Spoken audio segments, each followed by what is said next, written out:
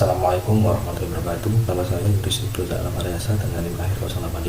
Di sini saya akan menjelaskan mengenai sistem informasi geografis.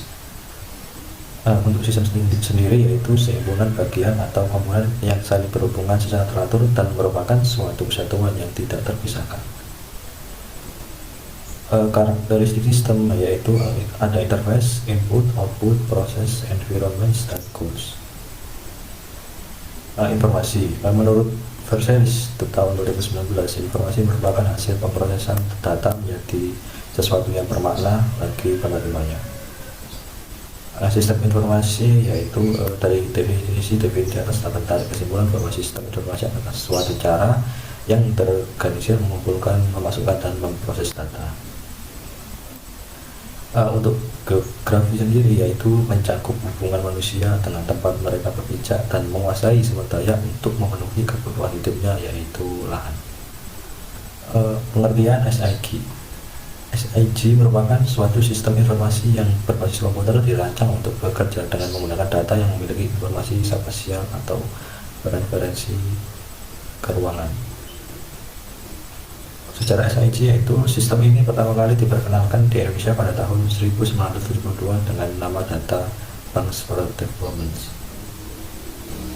Komponen dari sistem informasi geografi yaitu ada perangkat keras, perangkat lunak, data dan informasi geografi dan penggunanya. Untuk manfaat dari sistem informasi geografi atau SIG yaitu sebagai alat analisis komunikasi dan integrasi dan memecahkan masalah seputar akurasi representasi, akurasi prediksi dan keputusan yang diambil berdasarkan representasi. Fungsi dari SIG yaitu akuisisi data dan proses awal, pengelolaan database, pengukuran keruangan dan analisis, dan penyajian grafis dan visualisasi. Alasan perlunya menggunakan SIG yaitu SIG menggunakan data spasial maupun atribut secara terintegrasi, dan SIG dapat memisahkan antara bentuk presentasi dan basis data. Kemampuan SIG yaitu dapat juga dikenal dari fungsi-fungsi analisis yang dapat dilakukannya, baik fungsi analisis atribut maupun fungsi analisis spasial. Fungsi analisis atribut terdiri dari operasi dasar sistem pengolahan basis data, dan perluasannya dapat dirinci sebagai berikut. Yang pertama ada operasi dasar basis data yang mencakup membuat basis data baru, menghapus basis data, dan membuat tabel basis data. Yang kedua ada perluasan operasi basis data yang meliputi membaca dan menulis basis data dalam sistem basis data yang lain. Fungsi analisis spasial terdiri dari yang pertama ada klasifikasi,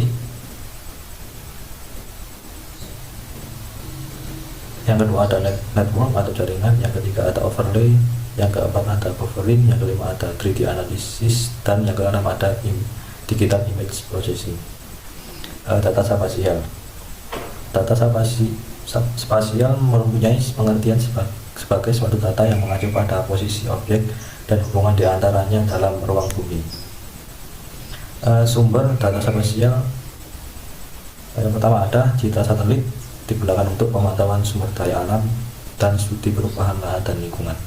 Yang kedua ada peta analog, yang ketiga ada foto udara. Data tabular, data ini berfungsi sebagai atribut bagi data spasial. Data ini umumnya berbentuk tabel. Dan yang kedua ada data survei atau pengukuran di lapangan, dihasilkan dari hasil kegiatan survei atau pengamatan di lapangan. Untuk model data spasial ada dua, yaitu vektor dan raster. Manfaat dari GIS sendiri yaitu manajemen tata kelola lahan, inventarisasi sumber daya alam untuk mengetahui persebaran berbagai sumber daya alam, misalnya minyak bumi, batu bara, emas, besi, dan barang tambang lainnya. Untuk pengawasan daerah bencana alam, dan bagi perencanaan wilayah dan kota. Itu saja dari saya, terima kasih, mohon maaf jika ada salah kata. Wassalamualaikum warahmatullahi wabarakatuh.